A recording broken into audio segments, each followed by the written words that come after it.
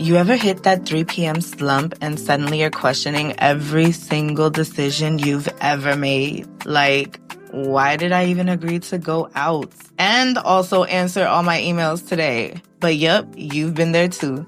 So let me put you on real quick to Bloom Supplements. As you get to know Fani, you will learn that I love a good supplement.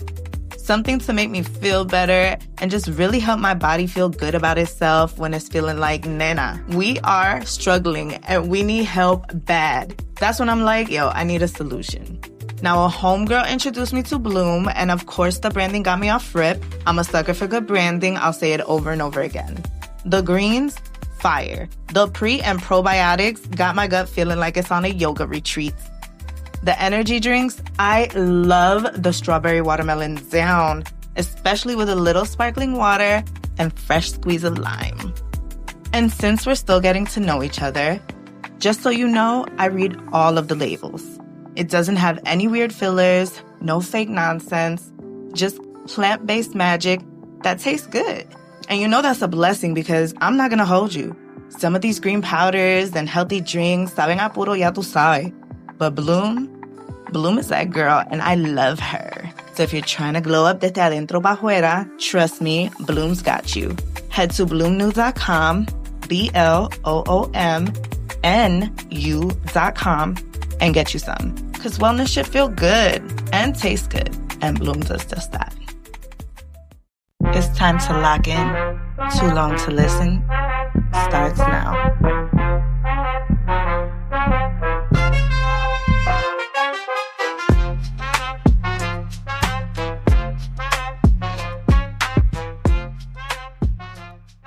Hola, hola, hola. Happy Monday to you beautiful people listening to this show. This is Too Long to Listen, the best podcast about podcasts. My name is Fani Dominguez, and I'm so happy to bring you another awesome episode about some really fire podcasts. Today, we are talking about one of my favorite things in the whole world, plants and gardening. As you continue to get to know me, you'll know that I love plants. They make me so incredibly happy and fill my home up with so much joy. I don't consider myself the most knowledgeable person about plants either. I try my best to learn about them and care for what I have at home, but I leave a lot of the conversations to the experts, and Google is my bestie. I do think it's cute and sweet when friends hit me up for plant advice, though. That kind of trust makes my heart flutter a little bit, not gonna hold you. Now, when I first started to look into more gardening podcasts, I couldn't really find podcasts hosted by Black people that were actively publishing. And I think it would be wonderful if there were more shows for people to connect with. I also searched for Indigenous podcast hosts because who knows the earth better than the Indigenous? Maybe it's the way I'm searching, but if I can't go into Apple Podcasts or Spotify and look up gardening podcasts and find your show, there's something wrong there. I really want to support our own, to be honest, when it comes to these spaces. So yeah, I definitely will be calling out the need for us to talk more about these things within our communities. It's a way for us to connect and share our quote-unquote recipes with each other. Now, today's lineup is incredible because these folks really talk about plants and gardening all day long. And it's fun, too, because who wouldn't want to talk about plants all day? We've got Black in the Garden, the Gestalt Gardener, Growing Joy with Plants, and Garden Talk with Mr. Grow It. So today's episode is going to be jam-packed with gardening goodies. Now, before we get into the shows and everything else, let's pause for a brand moment. As you may already know, most of us ethnic folks are lactose intolerant. We do not come from cows, so of course, naturally, regular milk is going to cause some issues for us. So when I found out about Ghost Town Oats, I instantly became a fan. Because you mean to tell me that we have an oat milk brand created by Black queer baristas like on some FUBU energy, and its branding is pink? Instant cop, and after the first taste, I was sold for life. So much so that I even invested a little bit of my coins into the brands. It's exactly what I need for my cafecitos, my cereal in the morning, lo que sea, you name it, and I'm gonna make it with Ghost Town Oats. I even used it to make coquito for the holidays for my vegan and lactose intolerant friends because they too deserve to enjoy our Boricua holiday traditions too. Supporting Ghost Town Oats is like putting your money where your values are. And I love that for me too, because I really don't have to question if the company I'm supporting aligns with what I'm about as a person. So next time you're at the coffee shop, ask for Ghost Town Oats. And if you need some for the crib, go to ghosttown.world and see how you too could be great with a pink carton of Ghost Town Oats.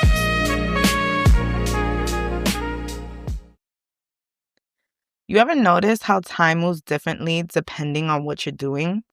Like 5 minutes waiting for the microwave feels like a year. But somehow an entire afternoon disappears the second you say, I'm just going to scroll for a little bit, like a little second. I swear my phone has a black hole built into it. Today I was trying to get through the day. I woke up at like 5 a.m. ready to get things done.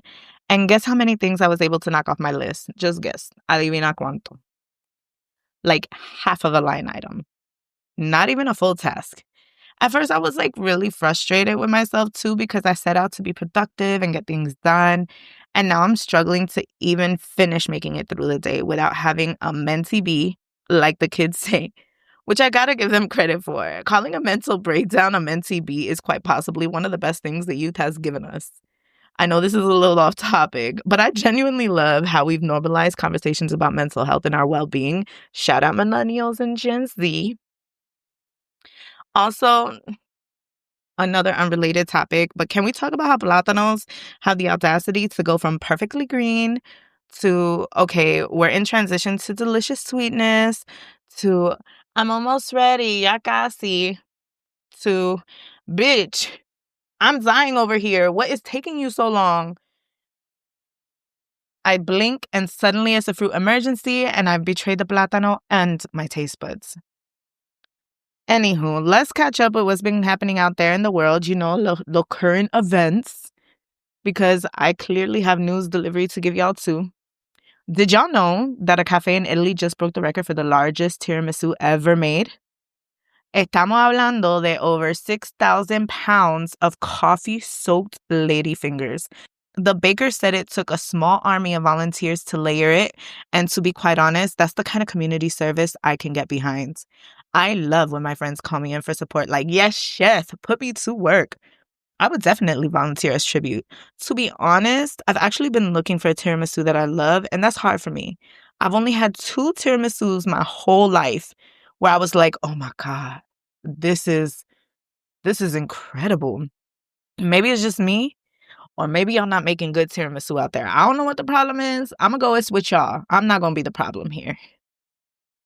And it's pumpkin spice season oficial. I love pumpkin spice, which is funny because I hate nutmeg. Like, genuinely hate it. I'll put it in the recipe if it calls for it, but honestly, I could do without it. Same with cinnamon. Don't come for me. I'll use it, but if I could choose, cinnamon's gonna be a little mute. But it's officially time where everything is about pumpkin spice, to the point where they literally made a pumpkin spice sushi roll. Y'all can miss me with that one. I'm gonna have to take y'all's word for it. I'm not gonna hold you. I draw the line. But some people are genuinely obsessed with pumpkin spice, and we're gonna give it to them.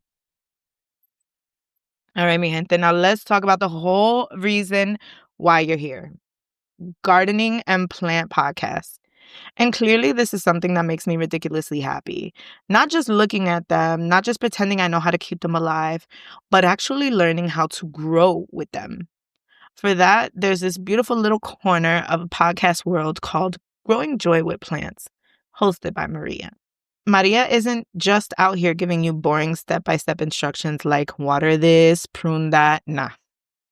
She makes gardening feel like therapy mixed with science, sprinkled with little razzle dazzle. Like, it's not just about soil, it's about soul. One episode I really liked is all about turning your tiny apartment balcony, or even just that one kitchen windowsill, into a beautiful blooming herb garden. She doesn't make you feel bad for not knowing the difference between oregano and thyme. She's like your plant fairy godmother, guiding you with patience and humor. She breaks down the whole thing, which herbs are easiest to grow. Y spoiler alert, basil will test your patience, but mint, that one's like, I got you, no te preocupe. I will not only show up for you, but I'm also going to literally take over everything. Mint is clearly main character energy in the plant world. Then she shows how having fresh herbs on hand can totally upgrade your cooking game too. And I relate to this because I like to grow my own herbs. I literally chopped up some green onion for dinner tonight, and I feel a little elitist when I do. Like, I definitely do feel better than everyone when I go into my garden and cut my own herbs and use it for a garnish, to spice up my dishes. I just feel good about that. And I'm not ashamed of it. Imagine tossing cilantro you grew yourself into your meal. Eso es otro nivel. Maria ties it back to joy too. She says caring for plants teaches you to slow down, notice little details, and celebrate growth, even if it's just a tiny little sprout. And yes, I will celebrate this half-inch of recao growing in like it's a holiday. So if you've ever looked at your living room and thought, this could use a little jungle energy, or if you've killed every succulent you've ever owned and still have hope, growing joy with plants is where you want to be. Maria will make you laugh, teach you something, and maybe even get you talking to your plants, which, by the way, she swears works. And to be honest, I do too. I also think playing jazz for your plants is an incredible way to get them to grow and be happy, but we'll just go with what Maria says for now. New episodes drop weekly, and they usually run about 45 minutes to an hour. Just enough time to keep you company while you repot that sad little house plant you've been ignoring. Yes, I'm calling you out. Okay, now imagínate esto. You're sitting on a porch, coffee in hands, and your tío, who's lived through every gardening disaster possible, is just talking your ear off. That's the Gestalt gardener. Felder Rushing, the host, has this mix of knowledge, humor, and I've seen it all energy. That makes you trust him instantly. He's like that relative who somehow has advice for everything, from growing tomatoes to fixing a squeaky door hinge. What gets me about him is his accent, though. I love a Southern accent. I don't know what it is, but I genuinely love it. I could listen to Southerners talk all day, especially about gardening and farming. One call-in I loved was about someone panicking because clover had taken over their yard. Felder laughed and said, "That's not a problem. Don't worry about it. That's free fertilizer." I personally had no clue that clover was fertilizer. He flipped the whole situation, making it sound like the caller had accidentally won the Powerball. That's the kind of no-stress perspective we all need. And honestly, it really did something to me. Like, fix me a little bit. Finding beauty in problems really does help. He's also really good at mixing practical advice with little nuggets of philosophy. Like, he'll be talking about pruning roses, and then suddenly you're reflecting on life and patience, kind of like we do on this show.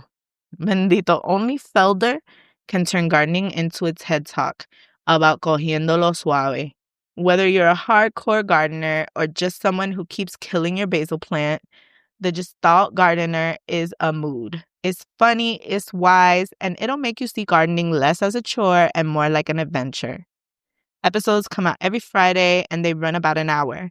And it's call-in style, which makes it feel super organic, like you're sitting in on a Twitter Spaces where people bring their wildest plant questions. And Felder, he doesn't just give you the answer, he gives you a whole story around it, and that we absolutely love.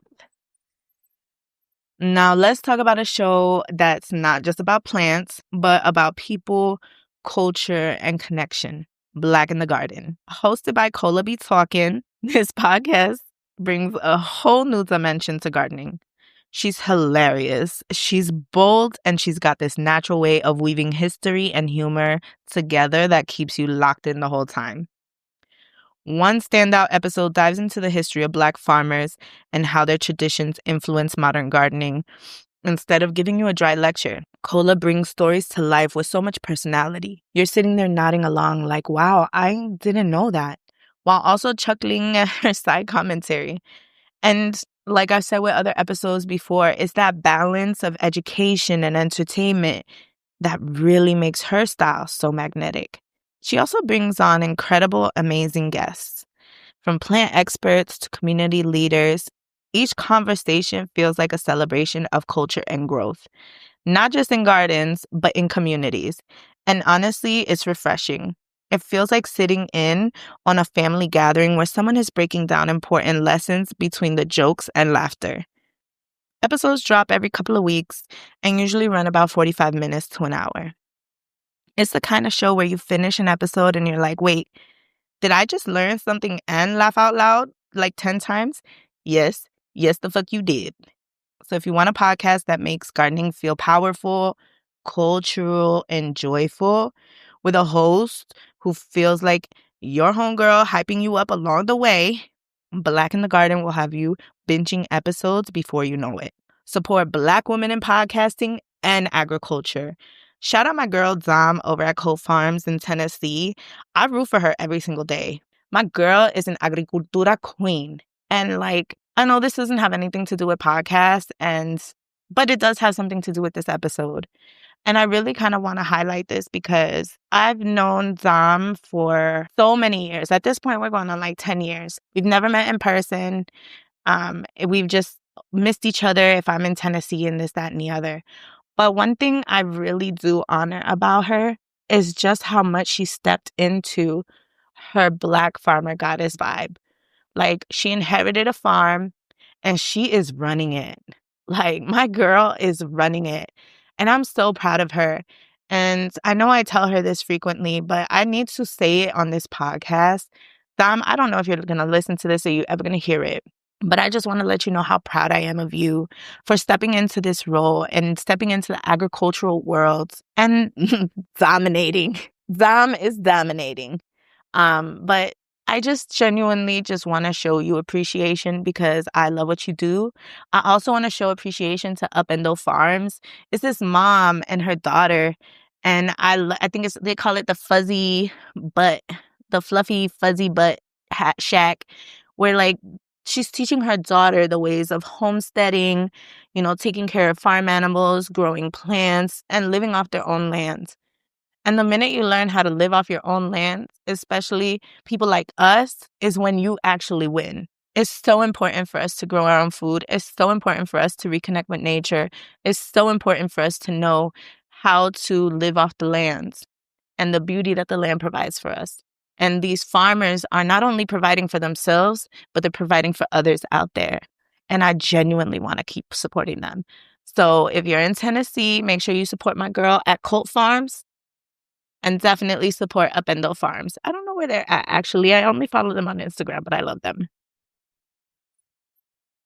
And lastly, we've got Garden Talk with Mr. Grow It, hosted by Chris. Now, this one is like gardening's version of a master class, but without the pretentious vibes and about my fave plant, wink, wink. Chris is super approachable, and he brings on all kind of guests, hydroponic experts, soil scientists, organic growers. Basically, if it grows, he's talking about it. One episode that really stood out to me was about organic pest control. Instead of making you panic about every bug in your garden, like I do, Chris and his guests broke it down. Which bugs are actually your friends, which ones to keep an eye on, and how to handle pests naturally. No scary chemicals, no overcomplicated science, just steps you can actually do. I also love when he talks about hydroponics on the show because I'm so genuinely fascinated by it all and how much we can thrive as plants in water. The way he explains things makes it all feel manageable. He's not here to overwhelm you with jargon and feel like you're constantly being mansplained to. Genuinely, he gives you insight that makes it all digestible and leaves you feeling like, I can do this. I'm going to grow this garden. It's more like, look, here's what works, here's why it works, and here's how you can do it too. Simple, directo, and satisfying. What I also love is how Garden Talk dives into different types of gardening. Indoor, outdoor, hydro, even greenhouse setups. So no matter what your situation is, tiny balcony, backyard jungle, or just a grow light in your living room, you're gonna get something useful out of it. Episodes come out weekly and run about an hour, which makes them perfect for listening while you're out watering or weeding. It's practical, detail-oriented, and full of those tips you didn't know you needed until suddenly you're like, oh, wow, that's why my peppers never took off. And clearly I'm under attack because my peppers never took off. If you're the kind of person who likes being prepared and wants your garden to thrive without guessing games, Garden Talk with Mr. Grow It is your go-to guide. It's smart, practical, and will totally level up your gardening game. I also want to give an honorable mention to the show Focus on Flowers. This show's episodes are like 2 to 5 minutes long, but it low-key feels like ASMR or something. It's so enjoyable. I'm actually obsessed with this little podcast, and I think it's the Indiana Media something or Indiana Public something that publishes this show. So definitely support your local communities that are putting out this type of work. So that's my tea when it comes to gardening shows. There were a few more shows that I liked, but these really stood out to me. For some reason, though, I found so many podcasts about gardening in Texas. It was actually interesting. Now, before I get into my mic drop of the week, let me tell you about a brand that I love. Listen, I do not play when it comes to protecting my hair, okay? Whether I'm rocking fresh curls or a new set of braids, my St. Cayman eye bonnets is part of my nighttime routine along with the skincares. Once I'm ready for Betty, I pull down the built-in eye mask and tuck in. I've been using their bonnets for at least a year, and let me tell you, these aren't your regular beauty supply bonnets. Baby, the quality, luxury. The fit, secure, but never too tight because you can adjust it. It stays in place even when I'm tossing and turning around in my sleep. But I don't just use it to go to bed. I also use it on the plane too.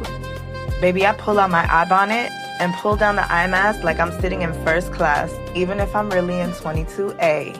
So whether you sleep wild, travel often, or just want your hair to stop breaking up with you, head over to stcayman.com and let them know Fani sent you by using code FANIThePlug for little discounts, and your hair will say thank you.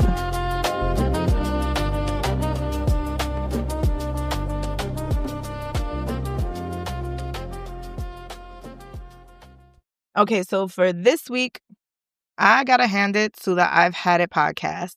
My girl Jennifer Welch called out Democratic politicians and lit their asses up. I love it when people use their platforms like this because I know a lot of us are kind of held to this, you can't say things on social media, your jobs are at risk. And in this economy, I don't blame anybody for playing it safe. I know a lot of people will criticize folks for not speaking up, not being loud or this, that, and the other. But the reality is, I see those GoFundMes that go around. I see how everybody's trying to give out mutual aid as much as they can. We are tired. We are all in the same boat. We're literally passing around the same $50, $100, $1,000. So if somebody can't speak out because they're worried about how they're going to survive in this world, you know what? You're good. But when people have the platform that they have and they can control certain things, I love it when people use it. Like, yes, call out these politicians not doing their job. They want to sit here and they got Twitter fingers. Everybody loves to post online. But our politicians, our taxes pay them to turn up for us. And a lot of these politicians are turning down and they're being bought. And she called them out. And I fuck with her heavy for that. Ahora llegamos a Fani's Corner. So question this week. Fani, if you could only keep one snack in your house forever, what would it be? First of all, this is a disrespectful ass question because one snack, that's like asking me to pick a favorite child I don't even have yet. So here's the thing. I have emotional support snacks and they change frequently. Because the minute the snack gives me the ick, I'm done, it's over, we're breaking up. I think though if I could pick absolutely any snack, I feel like it would have to be like fresh fruit or charcuterie or baby carrots and hummus or hummus. I have to say it right. Like I'm genuinely trying to think and I have no clue what it is right now. Absolutely love corn dogs, buttery ass popcorn too. And elote, but it gotta be from the elote person in the streets of LA. And not every elote person does it the way I like. So I don't know. I genuinely can't answer this. I just love snacks and it truly depends on my mood. And lastly, it's time for Fani's faves. Today's fave is the pothos plant. They're one of my favorite plants actually. And I don't care if you think they're basic or anything, but I genuinely just love how they look in the wild or at home. I love that here in Puerto Rico, you can go outside and it's all of my favorite plants, including the pothos. I only have one in my house right now, but I would love to have more. When I was in LA, I would find any reason to include a pothos plant in my home decor. When I was working in production, I would literally get a bunch of pothos plants just so I could keep them. I thought I was slick, honestly. But I love houseplants as a whole. Sometimes I feel like I'm a plant. And honestly, I think we are. We are little gardens in this crazy world. We're so similar to plants, but the pothos is my bae. If anyone wants to contribute to my plant funds, I take donations. The collection plate is being passed around. Bueno, mi gente, today was a cute episode again. Thank you for tuning in for episode 6. Next episode, we have some fun stuff in store for you, so I'm so excited. Please like, comment, share, give us 5 stars on all of the platforms. Leave me some comments and let me know what you think of the episodes. You can find me on Insta, TikTok, Threads, whatever. I love talking to y'all, and I like seeing what y'all like. As always, if something in this episode moved you, send it to your friends, hit me up on socials, let me know what you're thinking and listening to, because at the end of the day, the only way we really learn is by listening. Muchísimas gracias, mi gente. Lo quiero mucho, mucho, mucho. I appreciate you so much for your time. Like always, the pleasure's always mine. Signing off with so much love. Catch y'all next week. A la próxima. Bendiciones. Love. Bye.